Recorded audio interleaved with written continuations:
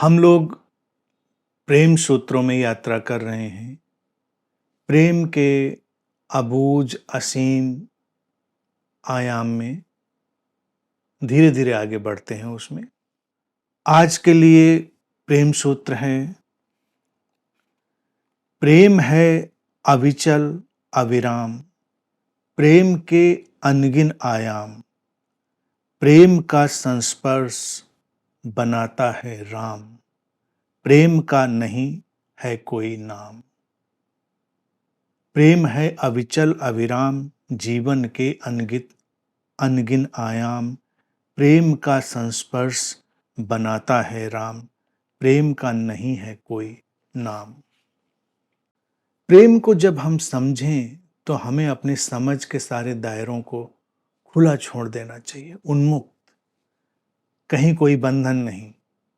और हम तब सीमाओं से पार उस गति को अनुभव कर पाएंगे जो प्रेम में होती है। प्रेम का अपना ही एक ढंग है, प्रेम की अपनी ही एक यात्रा है। सूत्र कहता है कि प्रेम अविचल और अविराम है, ठहरा हुआ है, कहीं विचलित नहीं होता। प्रेम का जो तत्व हमारे भीतर है, उसकी स्थितियां, उसके जो इशारे हैं और उसकी जो वर्किंग है, वो सब हमें समझनी होगी। अब कई बार लगता है कि प्रेम समझने की चीज तो नहीं है, प्रेम जीने की चीज है। ऐसा नहीं है, समझ ही जीने को पैदा करती है। नासमझी से जीवन नहीं जिया जाता है। प्रेम अपने साथ अपनी तरह की समझ लाता है, ज्ञान अपने साथ अपनी तरह की समझ लाता है, और दोनों समझ अंततः हमें जीवंत बनाती है। तो प्रेम की एक स्थिति जो अनेक अनेक स्थितियों में से वो है अविचल। वो जैसा है वैसा ही रहता है, अविराम, कहीं रुकता नहीं, प्रवाहमान है, स्थिरता में गति, गति में स्थिरता। प्रेम हमारे भीतर की सारी हलचल को अविचल बना देता है और प्रेम हमारे भीतर के सारे ठहराव को एक अविराम गति दे देता है। प्रेम और जीवन के अनगिनत आयाम है। अनगिनत आयाम का अभिप्राय ये है कि कई बार लगता है कि अच्छा, ये तो बड़ा अच्छा हो गया, यहां पर हम आए, ये चीज तो बड़ी सुंदर हो गई। लेकिन सुंदर से और सुंदर, उससे और आगे, उससे और आगे हम तो बढ़ते चले जा सकते हैं एक अनंत यात्रा में। ये कहीं थमने वाली चीज थोड़ी है। तो अगर कोई थम जाता है किसी विशेष बिंदु पर, विशेष सुंदरता पर, विशेष अभिव्यक्ति पर, तो वो थम जाता है, फिर वो जीवन के उन अनगिनत आयामों को नहीं जान पाता। प्रेम की खूबसूरती ये है कि वो हमें जीवन के अनगिनत आयामों में ले जाता है। और सूत्र बड़े सुंदर ढंग से कहता है, प्रेम का जो संस्पर्श है वो व्यक्ति को राम बनाता है, और प्रेम का संस्पर्श ना हो तो व्यक्ति रावण बन के रह जाता है। राम और रावण के बीच अंतर हम करेंगे तो क्या? प्रेम और प्रेम रहितता का।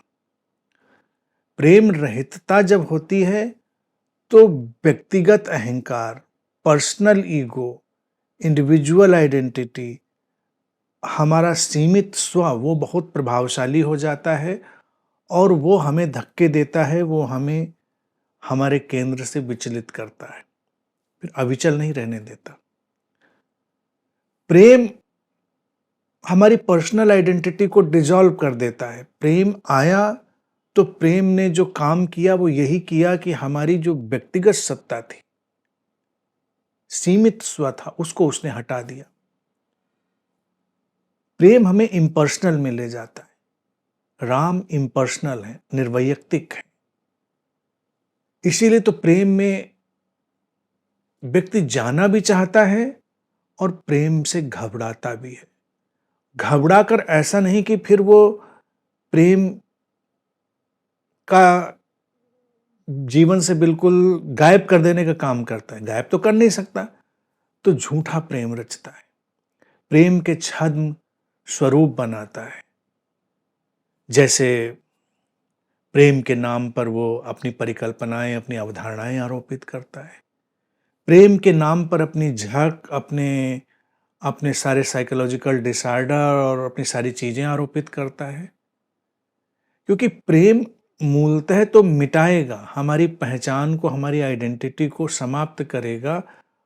और वो मिटना, वो मिटने का संस्पर्श, वही राम बनाता है। हम नहीं मिटेंगे तो हम रावण बनेंगे।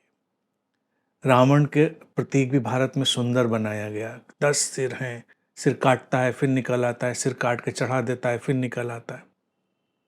जुनूनी है, झक्की है व्यक्ति, लेकिन है क्या? निरंतर उसकी अपनी आइडेंटिटी उगती आ रही है। उसकी जो अपनी ईगो आइडेंटिटी है वो समाप्ति नहीं हो रही है, वो चली ही आ रही है। तो जब प्रेम रहित व्यक्ति होगा तो वो अपनी आइडेंटिटी को छोड़ ही नहीं पाएगा। वो प्रेम में भी जाएगा तो अपनी आइडेंटिटी के साथ। राम सारी पहचान छोड़ सकते हैं। राम का वो जो ढंग भी कथाओं में दिखाते हैं, महल में महल जैसे, जंगल में जंगल जैसे, तपस्वियों में तपस्वी जैसे। और राम शब्द भी हमने सुंदर चुना है। रमने से राम बना है। जब हम रम जाते हैं यानी कि बिल्कुल लयबद्ध, सिंक्रोनाइज्ड हो जाते हैं किसी चीज में, लयबद्ध हो गए, सिंक्रोनाइज्ड हो गए, तो हम खो गए। राम रमने की अवस्था है। जब हम पूरी तरह रम गए तो हम इस विराट अस्तित्व के एक हिस्से हो गए। हम अलग थलग से कुछ नहीं रह गए, हम विराट अस्तित्व के ही एक हिस्सेदार हो गए। हम अलग से अपने को नहीं देख सकते। जैसे अब इस शरीर की ऑर्गेनिक यूनिटी को अगर हम देखें तो इस शरीर में हर अंग अलग जैसा दिखता तो है, लेकिन उसकी अपनी अलग कोई सत्ता नहीं है। किडनी निकालकर बाहर टेबल पर रख दें तो उसका कोई मतलब नहीं है। दिल निकालकर किसी को गिफ्ट कर दें तो उस दिल का कोई मतलब नहीं। उस दिल का क्या करेगा व्यक्ति? लोग कहते हैं ना कि हमने उनको दिल दे दिया, हमने उनको दिल दे दिया। सचमुच में कोई दे दे तो बड़ी विभत्स स्थिति बन जाएगी कि क्या करेंगे दिल का। दिल तो तभी काम का है जब धड़कता है और देह के अंदर है। देह के अंदर है तो ऑर्गेनिक यूनिटी में है। ऑर्गेनिक यूनिटी में उसकी व्यक्तिगत सत्ता, व्यक्तिगत स्व नहीं है।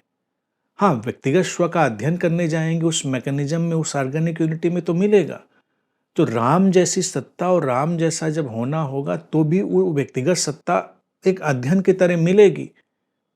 लेकिन वो ओवरऑल जब हम उसको देखेंगे, सारी चीज़ों में एक समग्रता की दृष्टि से जब देखेंगे तो वो गायब हो चुकी होगी।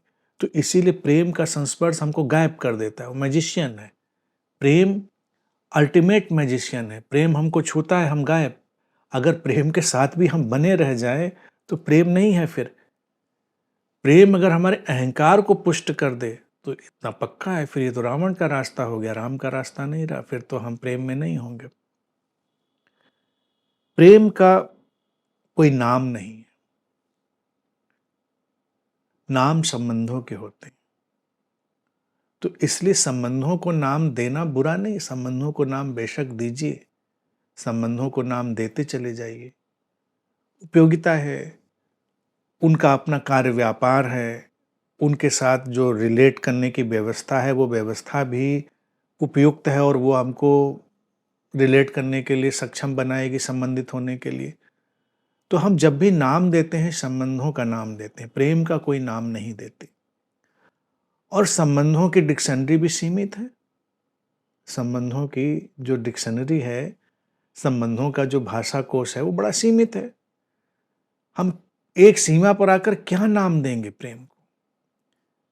प्रेम घुमड़ता ही चला आ रहा है, बाढ़ वाली नदी की तरह वो बहता ही चला आ रहा है। वो किनारों तटबंधों को तोड़ता हुआ हम तक चला ही आ रहा है। अब क्या नाम दें इसका? तब हमें खामोश रह जाना पड़ता है। कोई नाम नहीं, उसे कोई नाम मत दो। उस समय कोई नाम देने की जरूरत नहीं, वो बस है। वो अपनी प्रेजेंस में, वो अपनी उपस्थिति में ही देदीप्यमान है, आलोकित है, प्रकाशित है, इनलाइटेंड है। उसको बस जिया जाएगा। काम चलाऊ नाम कोई आ गया तो हम दे भी सकते हैं, काम चलाऊ नाम नहीं आया तो हम नाम नहीं भी दे सकते हैं। तो मूल रूप में हम देखें कि प्रेम की जो भावना है, प्रेम की भावना को हम कोई भी नाम नहीं दे सकते। हम उसको वात्सल्य का नाम दें, सीमित हो जाएगा। हम उसको रोमांस का नाम दें, सीमित हो जाएगा। हम उसको समर्पण का नाम दें, सीमित हो जाएगा। श्रद्धा का नाम दें, सीमित हो जाएगा। हम उसको कोई भी नाम दें, वो सीमित हो जाएगा। क्योंकि प्रेम की घटना में सब कुछ शामिल है, जीवन के अनगिन आयाम, सारे आयाम। इसलिए गहनतम प्रेम में डूबा हुआ व्यक्ति जब होता है तो एक संबंध में सारे संबंध जीता है। जैसे वो आकाश गंगा में खड़ा हुआ है और सारे संबंधों के तारे उसके भीतर टिमटिमा रहे हैं। प्रेम हमको एक विराट आकाश गंगा की तरह बना देता है, जिसमें सब सितारे टिमटिमा रहे होते हैं, अलग अलग, सब उसमें शामिल है। कोई नाम बांधने की जरूरत नहीं है। नाम नहीं बंधेगा, नाम नहीं बनेगा तो मुश्किल बहुत सारी होगी कई लोगों को। उसमें से सबसे मुश्किल में पड़ने वाले जो लोग होते हैं वो होते हैं संगठित धर्म वाले लोग, कल्ट वाले लोग, संप्रदाय वाले लोग, किसी किसी विचारधारा को पोषित करने वाले, पकड़ने वाले लोग, किसी नैरेटिव में आसक्त लोग। क्योंकि वो तो नाम के साथ ही आपको जोड़कर प्रेम सिखाएंगे। आप सारे नामों की जो फहरिस्त है उसको ध्वस्त कर दीजिए कि क्या नाम में। एक गुरु शिष्य के बीच भी जब संबंध प्रेम के कारण विकसित होता है तो शिष्य भी बड़ी विचित्र स्थिति में होता है। वो गुरु भी कह रहा है, वो मित्र भी अनुभव कर रहा है, और वो गुरु और मित्र के बीच सारे सेट्स अनुभव कर रहा है, वो सारे सेट्स जी लेता है। हाँ, वो व्यक्ति नादान हो जाता है जो किसी शेड को प्रमुखता देने की कोशिश करता है, क्योंकि फिर वो सीमाओं में बंधने की कोशिश करेगा और सीमाएं फिर उसको पीड़ित करेंगी। आसमान में घुमड़ते बादलों की तरह गुजरने दो इन नामों को। प्रेम के आसमान में बस रहो, प्रेम की आकाश गंगा में बस रहो, उसमें तारों को टिमटिमाने दो, आने दो, जाने दो, नामों को उठने दो, गिरने दो, और रमो, जीवन में रमो, रम जाओ, राम बन जाओगे। जीवन से कुछ छीनने की कोशिश करोगे, जीवन से कुछ पाने की कोशिश करोगे, जीवन पर कोई आधिपत्य बनाने की कोशिश करोगे तो रावण बन जाओगे। रावण प्रेम रहित अवस्था है, राम प्रेम के संस्पर्श से युक्त अवस्था है। इन बातों को ऐसे देखना होगा।